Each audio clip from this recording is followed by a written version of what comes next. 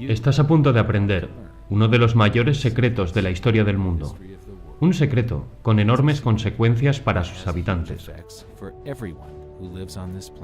Mucha gente siente que hay algo que no funciona en la economía mundial, pero pocos saben qué pasa. Los días en los que una familia sobrevivía con un sueldo han terminado. Cada día parece más descontrolado, pero solo uno entre 1.000.000 entiende por qué. Estás a punto de descubrir el sistema responsable de las desigualdades en el mundo. Los poderes fácticos no quieren que entiendas esto, ya que este sistema les ha mantenido en lo más alto de la cadena financiera alimentaria los últimos 100 años. Aprender esto te cambiará la vida porque cambiará tus futuras elecciones. Si se difunde lo suficiente, cambiará el mundo, porque cambiará el sistema, ya que este es el mayor secreto del dinero. Jamás en la historia tantos habían sido sometidos por tan pocos, y todo se consigue gracias a esto, la mayor estafa de la historia humana.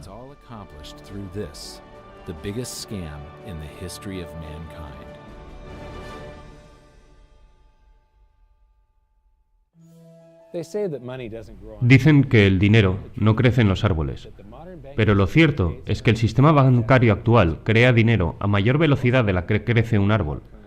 La mayor parte de la gente no sabe cómo se crea la divisa, y los economistas y banqueros lo pintan muy complicado, de manera que la gente piense que es tan complicado que no lo pueden entender.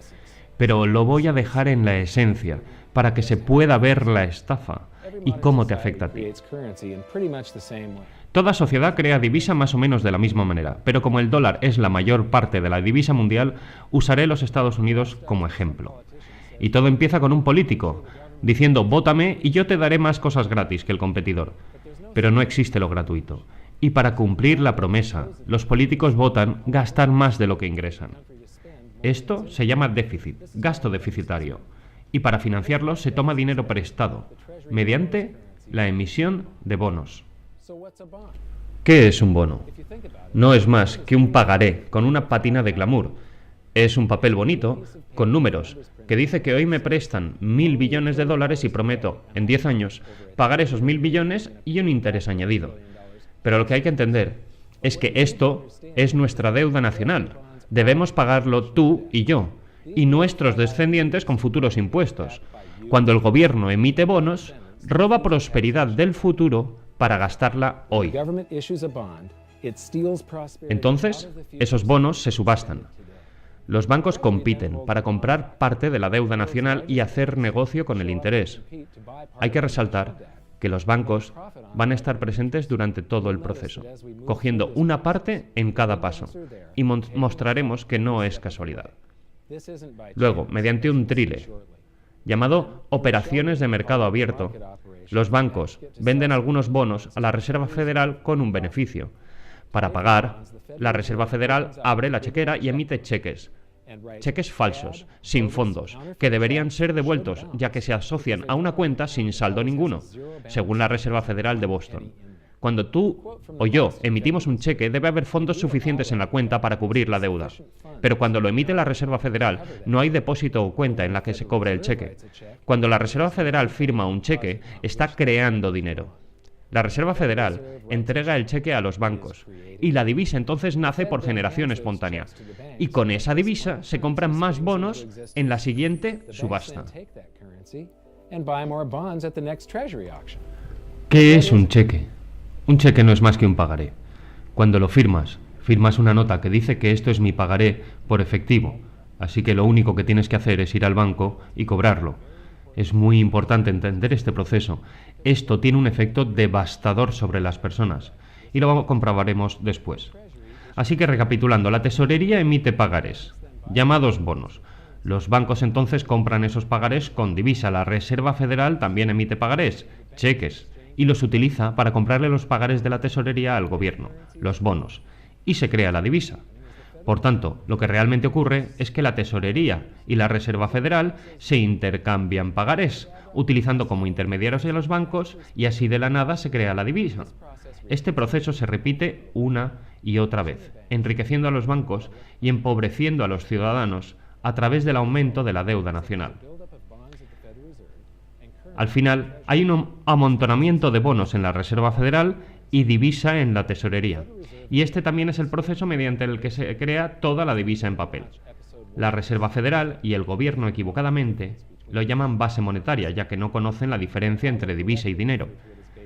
Yo me referiré a ella como la base fiduciaria, ya que no es dinero, es divisa. Y existe una gran diferencia. El dinero debe ser reserva de valor y mantener el poder adquisitivo durante largos periodos de tiempo. Aprendimos en el primer episodio que, antiguamente, la divisa papel era tan solo un cheque, una representación de dinero real con valor intrínseco, el oro y la plata depositada en la tesorería. Podías entrar en cualquier banco, mostrar tu divisa, como un billete de $20, por ejemplo, y recuperar tu dinero real, una pieza de $20 de plata. Pero ahora es como: esta base fiduciaria que se acumula aquí no es más que un recibo, un cheque por un pagaré, por ese bono. No es más que un aprovisionamiento de números. La tesorería deposita la nueva divisa en las distintas ramas del gobierno. Y luego los políticos lo van a agradecer debidamente. El gobierno procede con el gasto deficitario en obras públicas, en programas sociales y también en guerra. Los empleados del gobierno, contratistas y soldados depositan sus salarios en los bancos. Y esto puede parecer sorprendente, pero cuando depositas tu dinero en el banco, no lo depositas en una cuenta para que se te salvaguarde debidamente, no. Lo estás prestando al banco. Y con cierto límite legal, pueden hacer con él prácticamente lo que quieran, y esto incluye apostar en el mercado bursátil y prestarlo, con un beneficio, por supuesto. Ahora es cuando la máquina de creación de divisa entra en juego de verdad. Entra en juego la reserva fraccionaria. La reserva fraccionaria es exactamente lo que parece. Los bancos pueden reservar tan solo una parte de tu depósito y prestar el resto. Aunque los ratios de reserva varían, voy a usar un ratio de reserva del 10% como ejemplo. Es decir, que si depositas $100 en tu cuenta, el banco puede prestar legalmente 90 de esos dólares sin tener que avisarte. El banco debe tener $10 en depósito de reserva en caso de que necesites algo, y a estas reservas se le llaman coeficiente de caja. ¿Por qué dice el extracto de tu cuenta que tienes $100 cuando el banco te ha robado 90? El banco ha dejado pagarés, llamados crédito bancario, en su lugar. Parece un poco loco, pero aquí lo dice la Fed en negro sobre blanco. Los bancos comerciales crean dinero en los libros cuando conceden un préstamo, simplemente añadiendo nuevos dólares depositados en las cuentas de sus libros a cambio de un pagaré del prestatario. No son más que números que los bancos teclean en sus ordenadores. Y aunque los créditos bancarios de pagarés son muy distintos de los números de la base fiduciaria, ya que solo existen en los ordenadores, siguen siendo divisa. Así que ahora existen $190.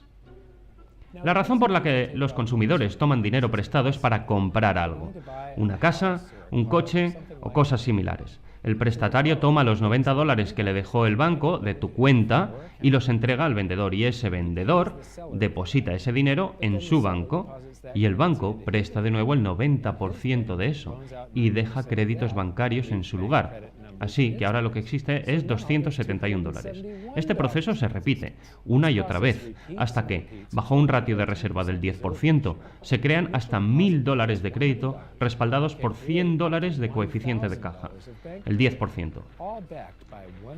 Pero el ratio de reserva varía mucho. En algunos depósitos es el 10%, en otros es el 3% y en otros llega a ser 0. El resultado es que la expansión de oferta monetaria es mucho mayor de lo que este ejemplo puede llegar a mostrar. Una vez más, cuando la divisa se deposita en el banco, los bancos lo que hacen es prestarla, entonces se redeposita y se represta, y se redeposita y se represta, y se redeposita y se represta una y otra vez, creando crédito bancario por el camino. Es de donde viene la mayor parte de nuestra oferta de divisa, y en realidad es del 92 al 96% de la oferta de nuestra divisa, que no se crea por el gobierno, se crea directamente en el sistema bancario. Pues bien, cantidades masivas de divisa lloviendo a los ciudadanos puede parecer divertido al principio. Eso hasta que recuerdas uno de los secretos del dinero más importantes, y es que los precios actúan como una esponja ante la oferta de divisa. Cuanta más divisa hay disponible, más crecen los precios.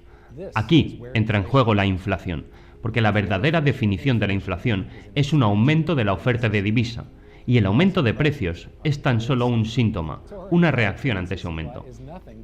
Toda nuestra oferta de divisa no es más que un par de pavos, enredados en esta red mágica, donde la Tesorería y la Reserva Federal se intercambian pagarés divinizados y se introducen un montón de números en los ordenadores a través de los bancos. Esa es toda nuestra oferta de divisa, un gran aprovisionamiento de números, algunos impresos, la mayoría tecleados, pero no hay nada más. Pero si esto parece de locos, prepárate para entrar en la zona oscura de la economía moderna. Trabajamos para conseguir algo de esa oferta de divisa. Tu verdadera riqueza es tu tiempo, pero comerciamos con momentos de nuestra vida, hora a hora, día a día, año a año, para obtener números que alguien imprimió en un trozo de papel o simplemente tecleó en un ordenador. Ahora, esos números representan nuestra sangre, sudor, lágrimas, trabajo, ideas y talento. Nosotros somos los que damos valor a esa divisa. Y ahora llega la broma cruel. Trabajamos duro para poder ahorrar algo de esa divisa, para poder pagar al recaudador de impuestos, la IRS en los Estados Unidos o Hacienda en España, y este se lo entrega a la Tesorería para que ésta pueda pagar el monto principal más los intereses del bono que la Reserva Federal compró con un cheque que no tenía fondos. Recapitulemos un poco, porque es aquí cuando el sistema empieza a robar a escala global. Muchos de nuestros impuestos no se emplean en carreteras, colegios o servicios públicos, sino en pagar intereses de los bonos que la Reserva Federal compró con un cheque relacionado a una cuenta sin fondos. La Reserva Federal comete fraude, y aquí llega uno de los mayores secretos. Antes del establecimiento de la Reserva Federal no había necesidad de un impuesto a las rentas del trabajo. La Reserva Federal se creó en 1913 y ese mismo año la Constitución americana introdujo una enmienda para poder permitir los impuestos a los ingresos personales. ¿Crees realmente que fue una casualidad? Pregúntate cuántos impuestos de la renta has pagado en tu vida. Bueno, pues gran parte ha sido silenciosamente apartado por las manos de los dueños del sistema porque sí, este sistema tiene dueños. ¿Quiénes son? Es aún un secreto mayor que abordaremos pronto, pero primero tenemos que entender el galimatías que es el techo de deuda.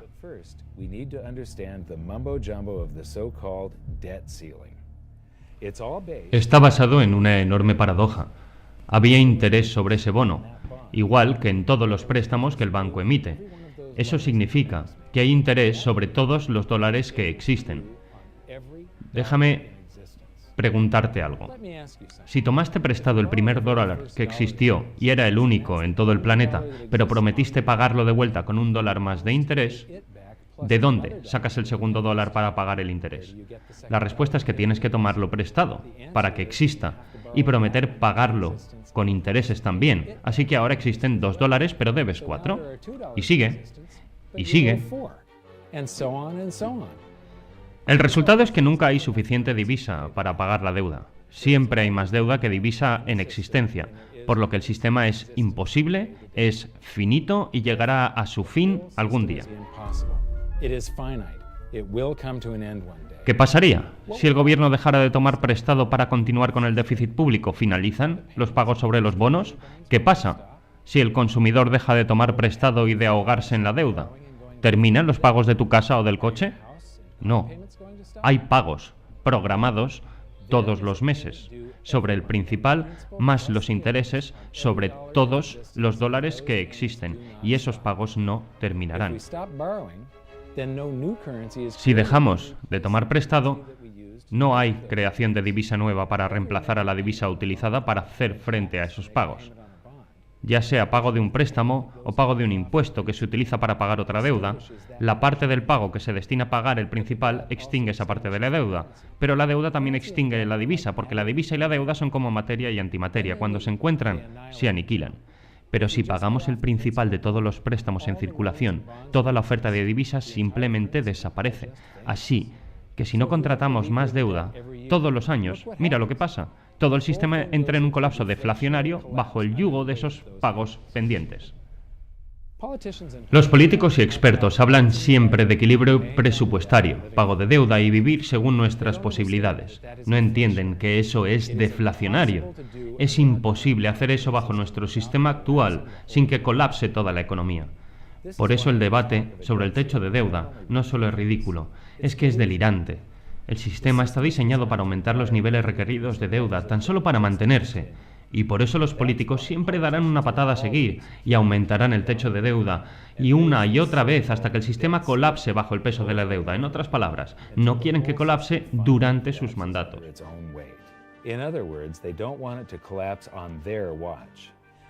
Los padres fundadores americanos conocían los peligros de un sistema bancario central y lucharon para mantenerse libres de tal sistema.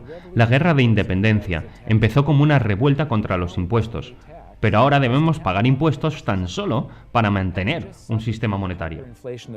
Habiendo sufrido la hiperinflación del dólar continental imprimido sin respaldo para financiar la guerra de la independencia, entendieron los peligros de la divisa fiduciaria y de los sistemas monetarios basados en deuda.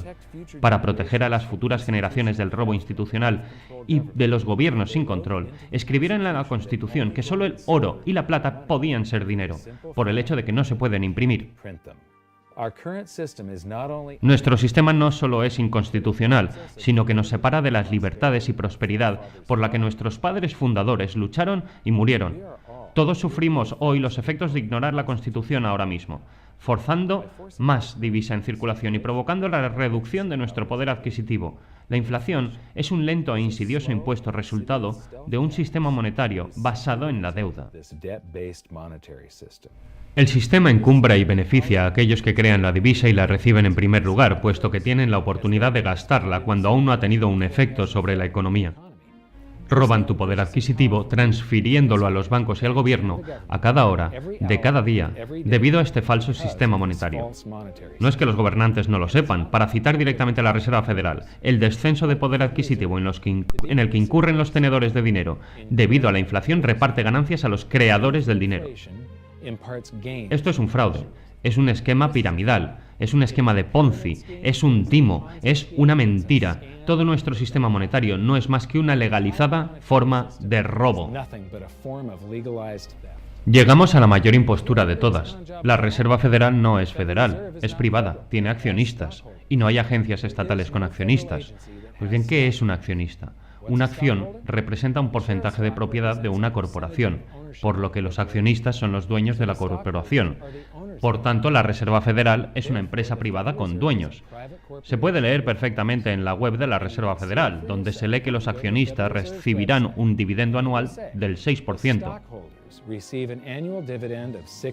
Sabemos que en un principio las acciones de la Reserva Federal se repartieron entre los mayores bancos de Estados Unidos, pero tras fusiones y adquisiciones es muy difícil seguir el rastro de las acciones para saber quiénes son realmente los dueños de la Reserva Federal, y además es un secreto muy bien guardado. Yo diría que los dueños son los proveedores primarios, los bancos que obtienen beneficios mediante la venta de parte de nuestra deuda nacional, los bonos, a la Reserva Federal, que los compra con un cheque sin fondos. Entonces nosotros pagamos los impuestos para pagar el principal más los intereses de esos bonos para que la Reserva Federal pueda pagar a los bancos ese 6% de dividendo. No te preocupes si no lo entiendes al principio, pocos lo hacen, está diseñado adrede.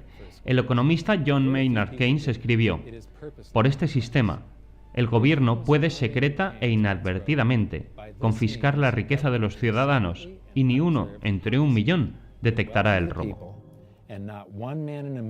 Yo creo que bien presentado todos podemos entender el sistema sin importar lo complicado que sea. Así que recapitulemos y analicemos un poco más cómo funciona el sistema. Paso 1. El gobierno crea pagarés divinizados. Estos bonos aumentan nuestra deuda pública y deja al ciudadano colgado a merced de la deuda. Paso 2. Los pagarés se intercambian para crear divisa. La tesorería vende los bonos al banco. Los bancos venden entonces nuestra deuda pública con beneficio a la Reserva Federal, que probablemente es suya. Y entonces la Reserva Federal abre su chequera sin fondos y compra esos pagarés con otros pagarés, cheques, relacionados con una cuenta sin fondos. Entonces les dan los cheques a los bancos y la divisa aparece por generación espontánea. Y se repite el proceso. De esta manera se amontonan bonos en la Reserva Federal y divisa en la tesorería, que no es más que un suministro de números. La tesorería entonces reparte los números entre las distintas ramas del gobierno y llegamos al paso 3. El gobierno se gasta los números en promesas, obras públicas, programas sociales y la guerra.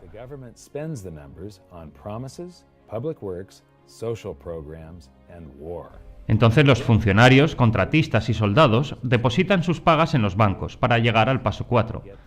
Es entonces cuando los bancos multiplican los números inventando mágicamente más pagarés a través de la reserva fraccionaria, con la que roban una parte del depósito del cliente y lo prestan. Esa divisa se redeposita para que una parte sea robada de nuevo y el proceso se repite, aumentando la oferta de divisa de manera exponencial. Y trabajamos para obtener parte de esos números, lo que nos lleva al paso 5, en el que nuestros números son fiscalizados. Pagamos impuestos a la hacienda pública para que ésta entregue números a la tesorería para que la tesorería pague el principal más los intereses de unos bonos comprados por la Reserva Federal con un cheque sin fondos. El paso 6 es la ilusión del techo de deuda. El sistema está diseñado para necesitar niveles de deuda mayores cada vez y eventualmente colapsará bajo el peso de la deuda porque los políticos no hacen más que remolonear porque lo que quieren es evitar el colapso durante su mandato. Finalmente, el paso 7. Los dueños secretos se llevan su parte. Los bancos más grandes del mundo son los dueños de la Reserva Federal y esos bancos obtienen beneficio de la venta de los bonos de la Reserva Federal. Obtienen beneficios cuando la Reserva Federal les paga intereses sobre las reservas depositadas en la Reserva Federal y la Reserva Federal les paga un 6% anual por su participación en la Reserva Federal. Este sistema es fundamentalmente diabólico, canaliza riqueza desde la clase media trabajadora hacia el gobierno y el sector bancario. Es la causa de la crisis y las bonanzas artificiales de la economía moderna y causa gran disparidad de riqueza entre los millonarios y la clase trabajadora. Es posible porque ya no usamos verdadero dinero, usamos divisa. Pero lo peor es que es una forma de esclavitud. Bono en inglés es una abreviatura de la palabra nexo. Cuando el gobierno emite un bono, es una promesa de cobros de impuestos en el futuro. Nadie ha preguntado si quieres pagar impuestos hoy por la prosperidad disfrutada en el siglo anterior. Nadie le ha preguntado a nuestros hijos si quieren trabajar duro en el futuro para pagar impuestos mañana por la prosperidad disfrutada hoy. George Washington escribió una vez a James Madison: ninguna generación tiene el derecho de contratar deudas mayores que las que se puedan pagar durante su propia existencia. Al robar prosperidad del mañana para gastarlo hoy, nos esclavizamos nosotros y futuras generaciones. Todo parece muy agorero, pero hay gran esperanza, ya que tú eres la mayor amenaza para ese falso sistema monetario. El sistema se basa en la ignorancia del público ante su maquinaria. Por favor, comparte esto con quien conozcas, porque un público educado que entiende el sistema puede construir un sistema mejor para las generaciones futuras. Os dejo con una cita atribuida a un antiguo director del Banco de Inglaterra. El sistema bancario moderno produce dinero de la nada. El proceso es, quizás, el más sorprendente de todos los trucos de prestidigitación jamás inventados. La banca se concebió en la desigualdad y nació en el pecado. Los banqueros son los dueños del mundo. Quítaselo, pero déjales la posibilidad de crear dinero y controlar el crédito, y en un pestañeo crearán dinero suficiente para comprarlo de nuevo. Pero si quieren continuar como esclavos de banqueros y pagar el precio de su propia esclavitud, déjenles seguir creando dinero y controlando el crédito. Esta es la Reserva Federal en Washington, D.C., en la calle Constitución, que es la misma broma que la de colocar la Reserva Federal de Nueva York en la calle Libertad. Las dos son inconstitucionales, limitan nuestra libertad y nos extraen riqueza cada segundo de cada día para la Reserva Federal, el gobierno y el sector bancario. Eres uno entre 1 millón de los que pueden detectar el robo a tu prosperidad. La pregunta es, ¿qué puedes hacer al respecto? Ve el vídeo hasta poder describir y enseñarlo a otros. Los que entienden el sistema se pueden preparar ante su colapso y protegerse. La historia nos enseña que los que no lo hagan probablemente sean barridos. Comparte este vídeo con todo el mundo, especialmente con aquellos que te importan. Todo lo que hace falta es 1 o 2 clics para enviar este mensaje a millones de personas. Cuélgalo en Facebook, tuitéalo, envíalo por correo a tus conocidos, compártelo donde puedas. Únete a la conversación. El sistema actual se basa en un diseño de hace 300 años, concebido para enriquecer a unos pocos a expensas de muchos. Tiene que haber un sistema mejor. En hiddensecretsofmoney.com hemos creado una plataforma de código abierto para el diseño y desarrollo de un nuevo sistema monetario. Hacemos un llamamiento a todo economista, estudiante, universitario, mente brillante y cualquiera que lo desee a unirse a la discusión. Al educarnos a nosotros y a los que nos rodean, podemos prevenir una mayor erosión de nuestros derechos y quién sabe si quizás recuperar alguno. Just maybe, win some of them back.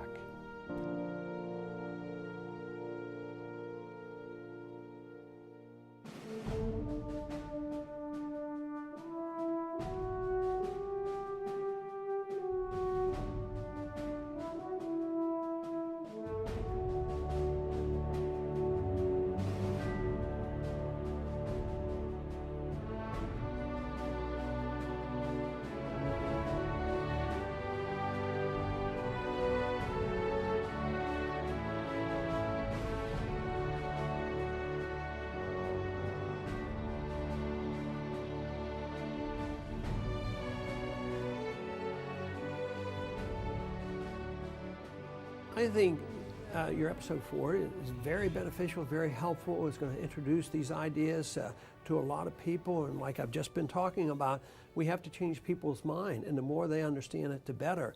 And I think we're at this point now where more people in the last several years, 4 or 5 years, have thought about the Fed than they ever have in the previous 95 years. So I think an explanation and diagrams to show it is very helpful, because quite frankly, they're not going to get it in their grade school. They're not going to get it in their high schools. They're not going to get it in college unless they're in a very rare circumstance to understand how this works. You know, for years before I got involved in really studying gold and some of the things I write and talk about today, I was a monetary economist for decades. You know, in your video, you talk about the primary dealers. I was chief counsel and chief credit officer of one of the largest primary dealers for 10 years. So I had an inside seat on the Treasury market and have the privilege of working with several former vice chairmen of the Board of Governors, Manley Johnson and David Mullins, going back to the 80s and 90s. So I'm very immersed in what you were talking about. I thought it was extremely accurate, extremely clear. I didn't think you were stretching on any points. It was really like something out of a PhD course, except that it was very easy to understand. I think it's accessible. I think we're seeing a little bit of a revolution in communications in the following sense. You know, as you point out, the Fed was created in 1913. Well, in 1913, there was no web, there was no YouTube, no Twitter. There was really no one to kind of stand up and oppose the Fed or call them out, if you will, or really get into a discussion that everyday Americans could follow. That's not true now with social media and everything else. You can reach out to millions and tens of millions of people and tell them what's going on. I think you've done that. You've done it successfully. I applaud it. I think this is a great video. I look forward to seeing it again. I know millions of people will enjoy it. Well, as we know, the Federal Reserve believes it can create money out of thin air, not realize money is supposed to represent real products and services. And what people don't realize is when the Fed does that, in effect, as Keynes pointed out, it's a form of taxation. It's a form of confiscation. And because people don't see it, the politicos get away with it, but it also undermines social trust. It just is corrosive throughout society.